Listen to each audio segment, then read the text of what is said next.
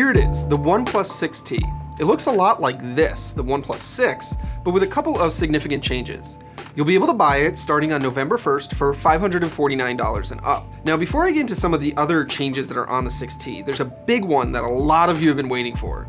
The OnePlus 6T is the first OnePlus phone that can be used on Verizon. This is huge. You can finally use a OnePlus phone on the biggest carrier in the US, complete with LTE and VoLTE service. In addition, the OnePlus 6T will be sold directly by T-Mobile in the US, making it the first OnePlus phone to be sold by any carrier here.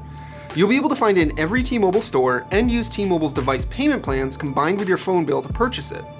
This is a big deal for OnePlus, which has only sold its phones online in the US, and it'll continue to do so, so if you want to order it online, you can. And if you're in the UK, OnePlus will be selling the 6T on every major carrier, plus on Amazon and at John Lewis stores. Okay, so let's talk about the phone itself. There aren't a ton of changes from the 6 that was just released in May of this year, but there are a handful of new things that are pretty significant. Let's start with the display. It's still an edge-to-edge OLED screen, but now it's even larger at 6.4 inches. The bottom chin is 1 millimeter smaller, and the notch at the top is way smaller than before. It's got this little teardrop kind of shape. If you hate notches, this is probably the only one that you'll be able to tolerate. But even more significant is that under this screen is a fingerprint scanner for unlocking the phone. OnePlus has removed the traditional fingerprint scanner that was on the back of the 6 and completely embedded it inside the 6T screen. That makes the 6T the first phone in the US to offer this kind of feature. Now you can use it to unlock the phone, log into apps that support fingerprint logins like your bank account app or something like that, or authenticate locked data and apps. OnePlus says that it works through screen protectors and through small scratches on the screen, and it's just as secure as the traditional style scanners. Now the company claims that this scanner is the fastest in-screen scanner in any phone, but I don't really have a bunch of other phones with this feature to compare it to. But I can tell you that it's not as fast as the traditional fingerprint reader that you're probably used to. There's a little pause or beat each time you use it because the light has to illuminate before it scans your finger and then the phone unlocks. I don't think this is a huge problem. It's still fast and it still works reliably most of the time, but it is noticeable. Now if you do want a faster, more convenient, but way less secure way to unlock your phone, the 6T has the same face unlocking system that uses the front camera and is wicked fast.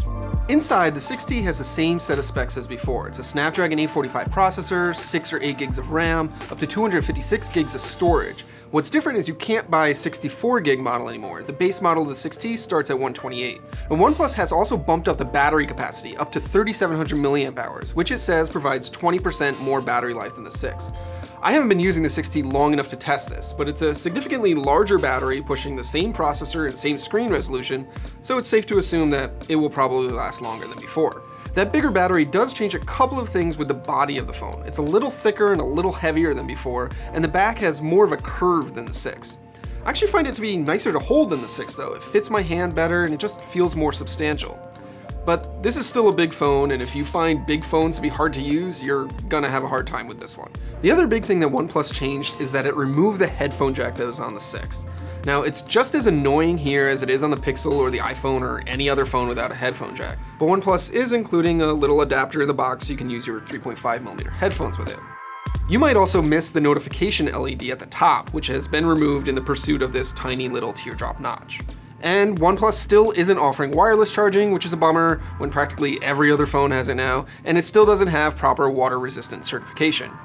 But it does have OnePlus's extremely fast wired charging, provided you use the included charging brick and cable that come in the box. The 6T's camera hardware is exactly the same as before. It's got a 16 megapixel main camera with a 20 megapixel second sensor for portrait effects, plus a 16 megapixel front camera.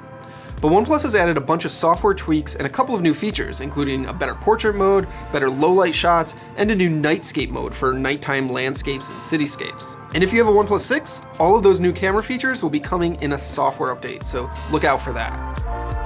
The 6T is launching with OnePlus's Oxygen OS on top of Android 9 Pie.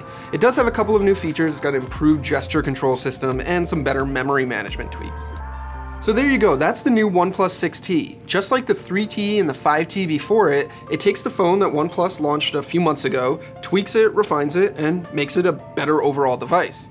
It's a really good phone, and it still has a really aggressive price, especially compared to the new phones from Apple and Google. And this time around, Verizon users get to join the fun. Hey, thanks for watching. For more on the OnePlus 6T, including our full review with camera samples and all that fun stuff, be sure to check out theverge.com. And if you haven't seen our new science channel, go check it out, youtube.com/vergescience.